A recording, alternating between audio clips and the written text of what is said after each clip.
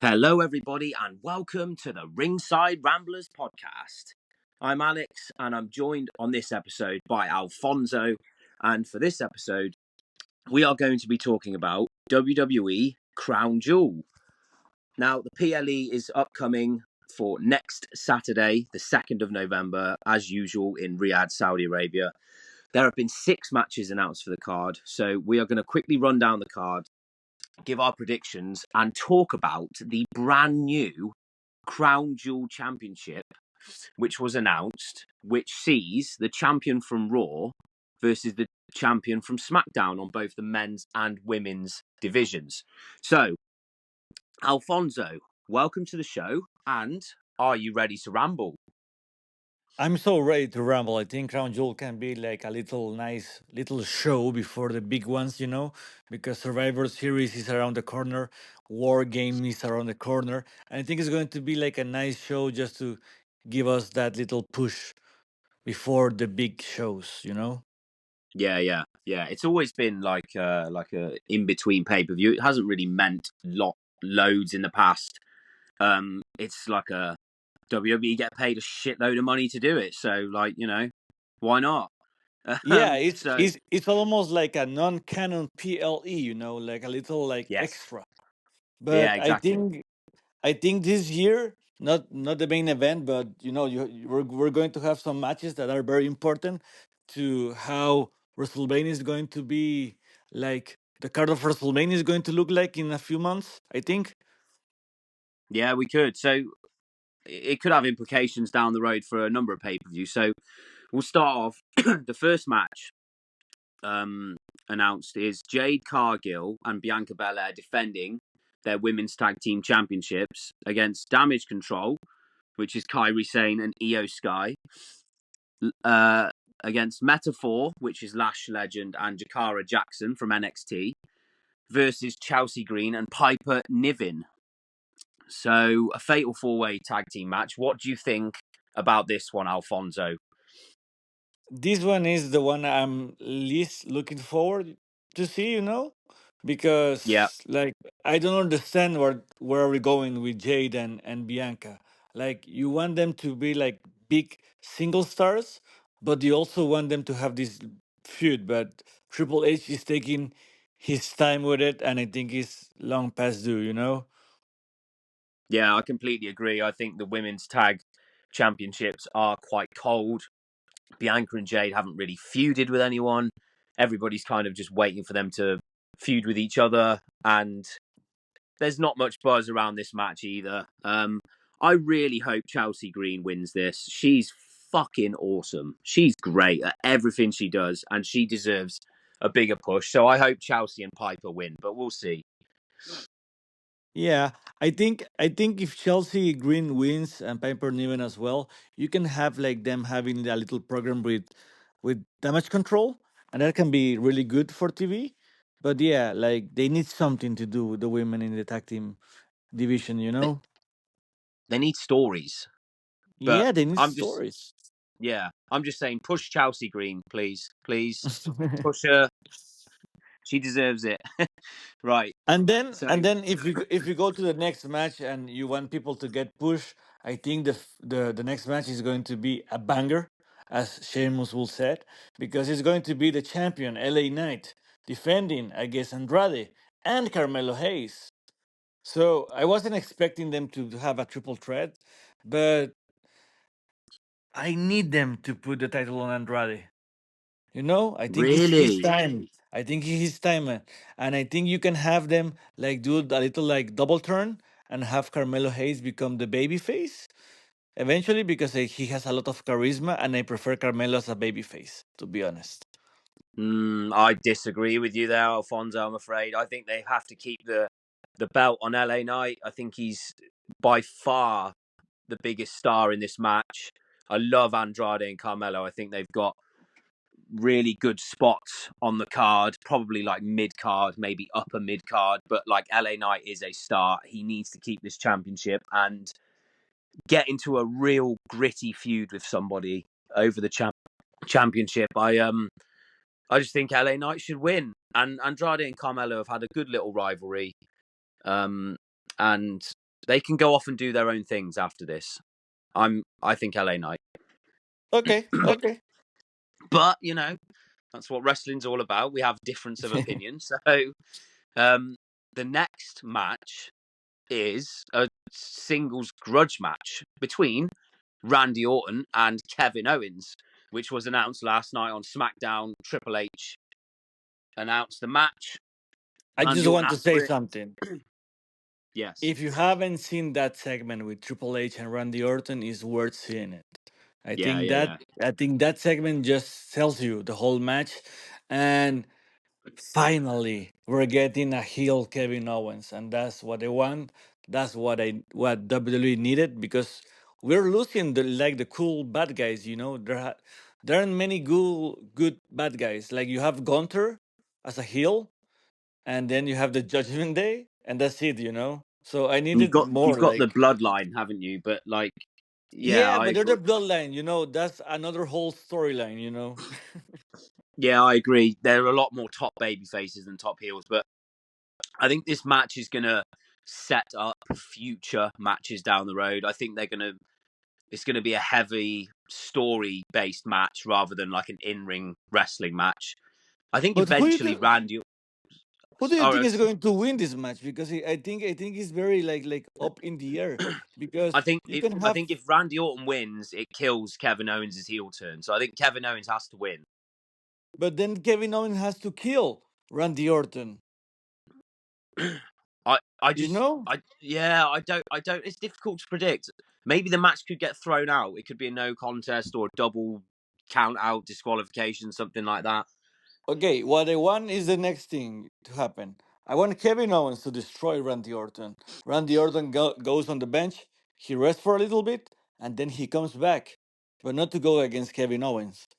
He goes against Cody Rhodes because he's mad because of him he went against Kevin Owens. Yeah, yeah, yeah. That way Maybe that Kevin Owens could beat the shit out of Randy Orton, carry on after the match, and Cody doesn't come out to save him. And Randy exactly could say, "Well, I saved exactly you all these times against the Bloodline. Where were you?" And then we get a heel Randy Orton exactly versus Cody Rhodes.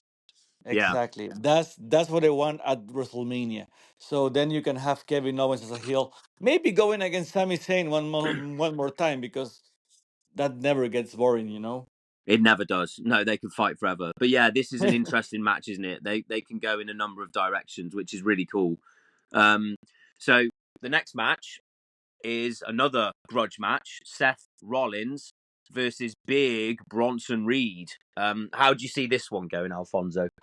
I hope they give them some time because I think they can have a really nice match. I think Seth Rollins is going to sell the hell out of his back and knees and everything he wants to sell for Bronson Reed because Bronson Reed has had a little nice year. And you can even have Bronson Reed beat Seth Rollins. Yeah, yeah, And I then you agree. can continue the program and then you can continue building him as a heel, as a big heel. Yeah, Bronson Reed's been great this year. I love his monster heel work. He really comes across as this like intimidating figure that you just would not want to mess with. And yeah, they can definitely carry on this program. Seth's not got a lot to do other than this up until WrestleMania, where I think he's probably going to face CM Punk. But they have like months to get there, so this is a great little program for him. And yeah, why not have Reed win and push him as a top heel on Monday Night Raw? Yeah, makes complete sense to me. So the first of the double main events is the women's side of things, where you have the world champion versus the world champion. So it's Raw women's champion Liv Morgan versus SmackDown's world champion Nia Jax. Now this is a really like interesting match because they're both heels and they're both like top heels on their brands. So like I don't know how they're gonna do this. I'm What do you going to think? tell you. I'm going to tell you how because we already had something like this happen before when Daniel Bryan faced Brock Lesnar at Survivor Series. They were both Ah, heels, but one of them was a beast. So in this case, Brock Lesnar is going to be played by Nia Jax, and Daniel Bryan is going to be played by Liv Morgan. I think Nia Jax is going to end up winning, and maybe we can tease a cash in by Tiffany Stratton again. That is a fantastic call, Alfonso, and that's why we have you on this podcast. Yeah, it makes complete sense. Why would Liv get, you know, all the offense in the match and dominate the match? Nia Jax, you know, completely overpowers her for size and strength and all of that other stuff. So yeah, I think Nia's going to win too. And I mean, I would guess there's going to be interference from Tiffany, maybe Rhea. Um, Eventually, Tiffany's going to cash in on Nia, isn't she, and turn babyface and get a massive pop for when she does it. So Yeah, I think yeah. we're just waiting for that moment, aren't we? Yeah. And maybe I'm hoping they do it here and not a Survivor Series, because I think Triple H has this little like he only wants to do big things at big pay-per-views, and doesn't have to be that way, you know? Yeah, I agree. Yeah, it would be a shock, I would say, if she cashed in on this pay per view. Which, you know, we're wrestling fans are all about being shocked because it's hard to shock a wrestling Exactly. fan in twenty twenty And four. and talking about shocks, I'm really thinking that in the main event where we have Gunther versus Cody Rhodes, I think Gunther is going to beat Cody Rhodes So do I. without without interference. Really? Yeah, Now this would be Cody's first singles pinfall loss since Brock Lesnar. Sorry, singles loss because it was a submission victory for Brock Lesnar back in. Oh, I can't remember the pay per view, but it was just after WrestleMania in Extreme 2023. Rules, Possibly Backlash.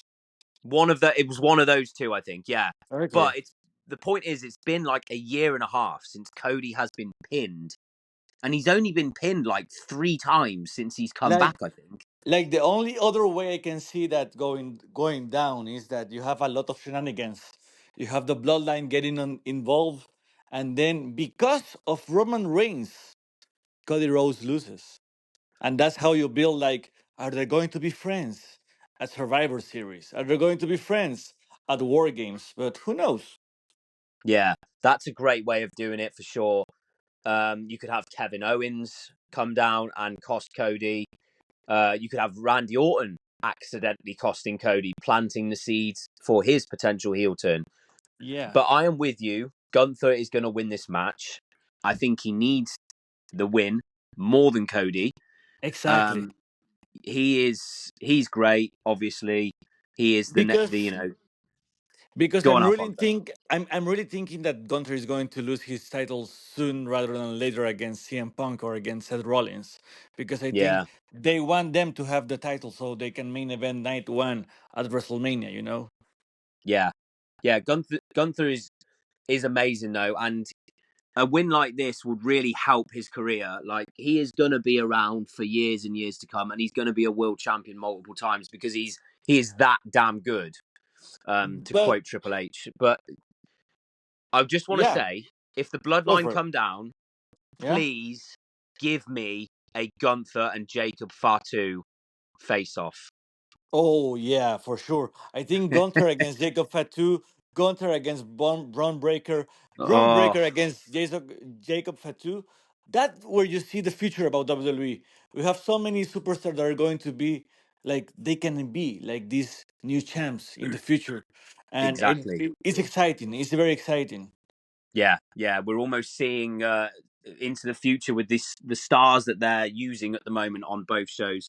So, like Alfonso, we've obviously got this new Crown Jewel Championship. It's a new concept. It is, you know, champion versus champion. So it reminds you a little bit of the Survivor Series of the past few years, where Raw versus SmackDown, but it meant jack shit. Really, it was just to That's the promote problem. for the night. That's the problem. Yeah. So, what do you Because think? if Does it mean anything? for me right now it doesn't mean anything. I think it's very cool because I think it's always nice to see one champion of one brand going against another champion of another brand. Plus Crown Jewel, as we said before, is just like this like big non-canon event, you know. It's like this what if program, And right now, if you have these like dream matches against champion, is nice. But I have a pitch to make it mean something. Are you ready? I'm ready. This is going to be good. Come on then. I think like if you win, your brand get the number 30 in the Royal Rumble. Love it. So I think that makes you want to have your champion represent you in your brand, and you want your champion to win. You know, This should because have been the gimmick when they did those pointless Survivor Series pay-per-views. Because exactly, at the end of the night, they were always like, right, Raw has got 5 wins and SmackDown has 3, and it's like, well, no one cares because it doesn't mean anything. No one gets anything. So yes, give them the 30 spot in the Rumble.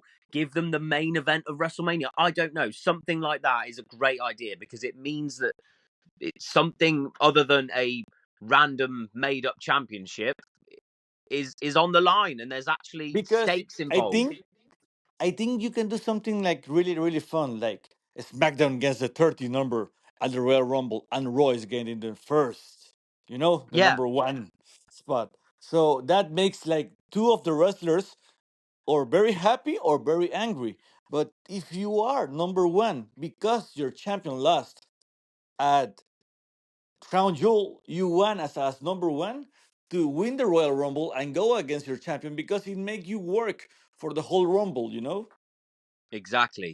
And you can have loads of cool like angles on the show. You could have because the general managers of both brands, Nick Aldis and Adam Pearce, are both quite prevalent on the show. They're there throughout the show. You can have them going up to the champions and giving them a pep talk. You can have, if one of them's a bit of a heel, you can have them going up and saying, if you lose this match, there's going to be problems for you. All these kinds of little things you can throw in there rather than a almost pointless championship, really. But I think that it's it's good they're doing it on Crown Jewel because, like you said, it's almost like a side pay per view. I don't want any of this happening on one of the main shows because it is Exactly. pointless, Yeah. really. So Yeah. it's a nice little carrot for Crown Jewel, but it's yeah, I'm split with this one. I'm not sure. Like the only thing I will want, like they do again, is like maybe next Crown Jewel you can have champion against champion, but also you can include like NXT. Yeah, they did do that for a Survivor Series show. I think it was 2019.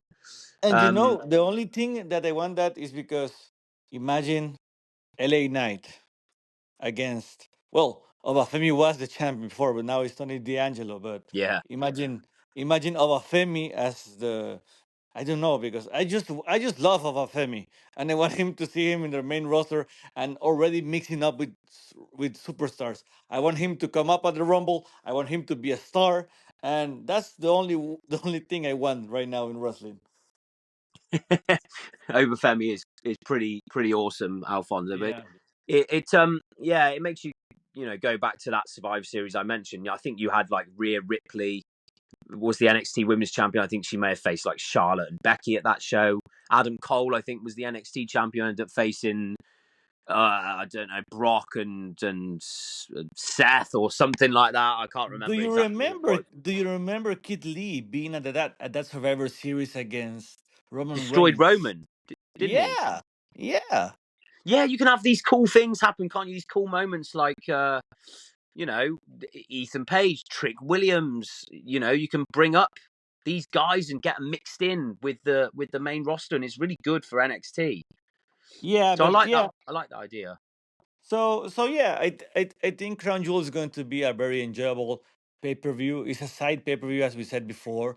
It's going to be only 6 matches, and I don't think like one of them is going to be very short. That's my prediction, because we're really only going to have like 5 matches, and I think both championship matches are going to be a little bit long, and I think that's okay. But yeah, I love like Crown Jewel now has a gimmick, and I think if your pay-per-view is called Crown Jewel, it's nice to have the first ever Crown Jewel champion, the champion of champion. That's okay. That's cool. That's nice. It's not something that I'm going to be in love because I hate sports watching, and if we get into politics, we're never going to stop talking about this right now. So yeah, I think that's what we think about Crown Jewel, and I would love to see like the people just to comment about it and try to guess or what kind of dream matches do they want to see at Crown Jewel. Yeah. Because it was like Survivor Series when they did it at the end of 2010s. You had amazing matches pop up, like Daniel Bryan versus Brock Lesnar, AJ Styles versus Brock Lesnar. So yeah, I mean, let us know. You could have, you know, any kind of dream match happen down the road. You could have Bron Breakker versus Jacob Fatu in 3 years' time. Like, who knows? Like, yeah, like Alfonso said, let us know what you want to see in the future, and give us your predictions on Crown Jewel in the comments below. So yeah, that was it, everybody. Those were our Crown Jewel predictions. Alfonso, thank you very much, as always.